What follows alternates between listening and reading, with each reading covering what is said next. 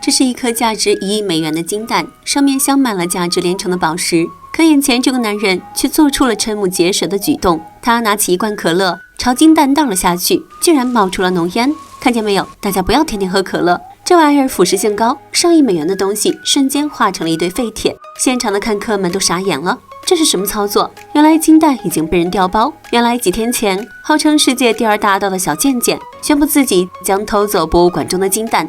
为了应付小贱贱，国际刑警请来了强森，他是反偷盗的专家。他通过热成像仪判断出眼前的金蛋是假的。联邦女特工下令封锁展馆。这时，一个身影突然跳窜逃跑，抓的就是你这种狗急跳墙的嫌疑人。强森这种块头只能被卡在门中央。小贱贱换上一身服务员的衣服，准备趁乱溜走，可女特工早已经守在门口了。无奈之下，小贱贱启动了 B 方案，他悄悄启动了手中的烟雾弹，瞬间浓烟滚滚。小贱贱跟强森擦肩而过，又跑了。两人开始了一场猫捉老鼠。强森虽然力气大，但追人没什么本事。小贱贱凭借着灵活的身姿，成功将强森甩开。可强森手里有枪，小贱贱只好摆出法国军礼。他跑得再快，也快不过子弹。小贱贱一边发动嘴炮，一边拖延时间。他假意拿下背包要交给强森，结果他却耍了个心眼。强森的手枪被小贱贱打落，他反应很快，立刻抱着小贱贱从楼上跳了下去。两人双宿双飞，滑落到了边缘。小贱贱说了句拜拜，直接从下方的管道滑到了地面。接着他抢过一辆摩托，扬长而去。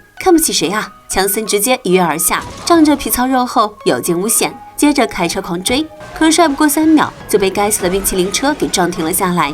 小贱贱顺利逃脱。1天之后，小贱贱出现在了巴厘岛，这里是他的大本营。令他意外的是，强森早已经恭候多时了。剑哥，别来无恙啊！一瞬间，几10个特警冲了出来。如果小贱贱有双刀的话，应该能冲出去，可惜他没有，只能束手就擒。被偷窃的金蛋失而复得，可强森没想到，螳螂捕蝉，黄雀在后。他前脚刚放好金蛋，后脚就有人偷梁换柱。是谁这么大胆，居然敢在强森眼皮底下作案？32小时后，女特工拿着假金蛋找到强森。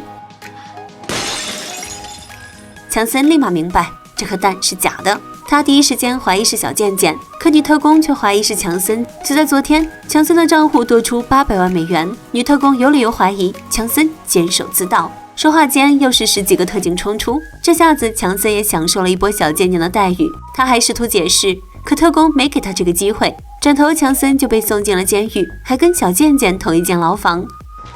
Put her there, Rumi. You're right, we should wash up first.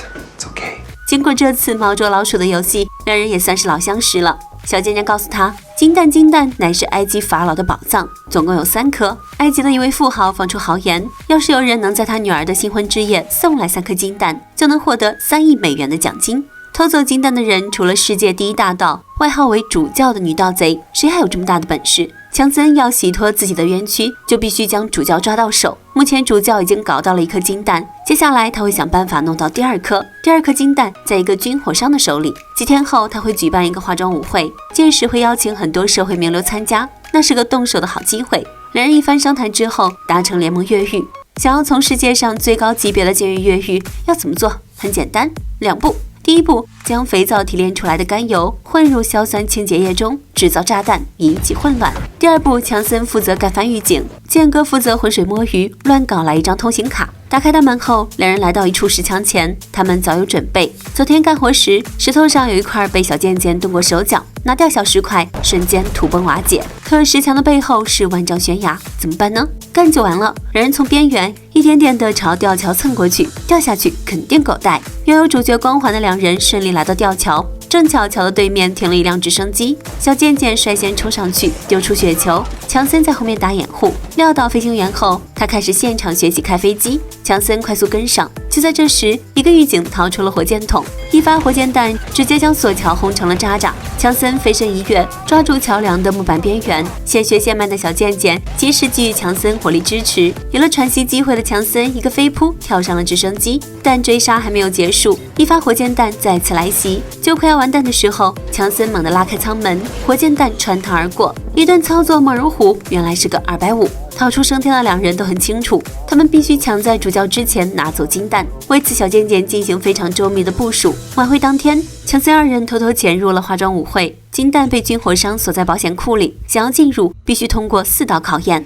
第一，几分钟变化一次的密码手机；第二，指纹；第三，人脸识别；第四，声音识别。如此高级的防盗技术，自然是难不倒他们二人。两人分头行动，强森负责盗手机，小贱贱负责收集指纹。舞池上，强森看到一个红衣大美女，来人正是主教。强森干脆将计就计，充分发挥猛男优势，一把将美女搂入怀中。美女挡不住诱惑，两人在舞池里疯狂摇摆，成功引起了军火商的注意。他放下酒杯，怒气冲冲地找上强森理论。主教可是军火商先看上的，小贱贱趁机取走了杯子上的指纹。在军火商表明态度后，强森识趣地离开，故意撞他一下，成功搞到了军火商的手机。两人抢了出双簧，绕开巡逻的警卫后，小贱贱利用手机和指纹，再利用黑科技模仿军火商的面部和声音，成功打开了保险库的大门。可螳螂捕蝉，黄雀在后，主教早就已经提前潜入了保险库。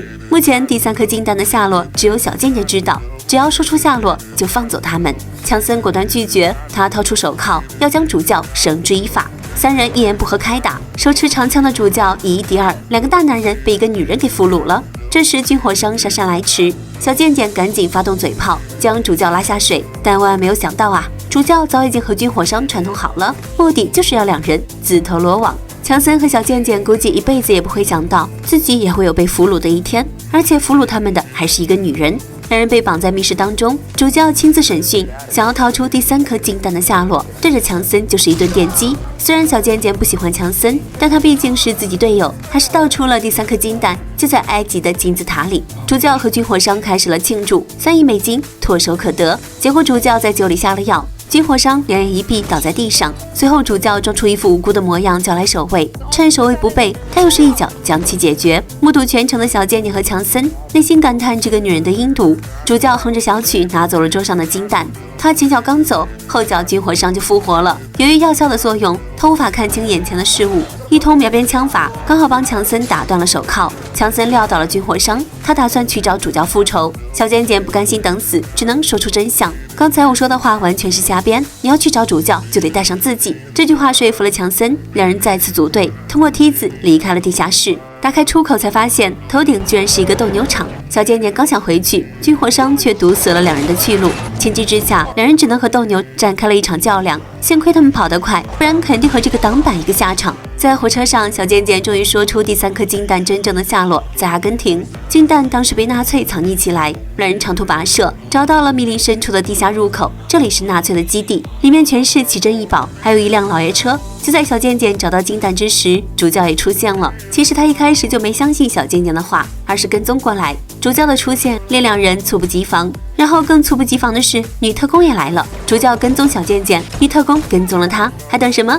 展开一场该有的飙车动作戏呗！三方在藏宝库里展开了枪战。为了摆脱警察的追捕，主教加入了小贱贱的队伍。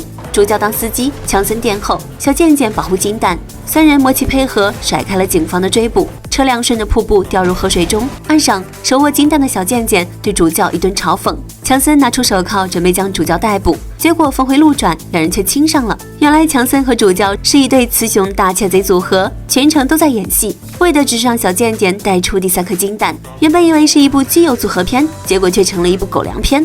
两人将小贱贱铐在了树上，他们需要一个替罪羊。拿到金弹的两人成功将3个金弹交给了富豪，他们拿着3亿美元。就在富豪女儿的生日宴会上，女特工带着警察逮捕了富豪，理由是偷窃金弹。就在强森二人在海上逍遥的时候，小贱贱出现了，她又越狱了。不仅如此，他还把他俩供出来，并把他们的账户提供给女特工，结果就是冻结了他们的账户，3亿美金又没有了。所以说他们3人忙了一大圈，毛都没有。强森有些发懵，小贱贱提出他们3人可以干一票大的，去偷一件更为珍贵的艺术品。赶来的特工扑了个空，小贱贱3人被印上了红色的通缉令，这是对窃贼的最高通缉。这是2021年上映的《红色通缉令》，2亿美金打造。虽然剧情比较单调，但强森、小贱贱和加朵的组合还是很亮眼的。强森负责拳拳到肉，爽快到底；加朵负责搞茶露腿，卖弄风姿；小贱贱当然继续负责贱贱的。如果你对这3位演员其中一位爱到不行，无条件的那种，可以去看看，不然还是算了吧。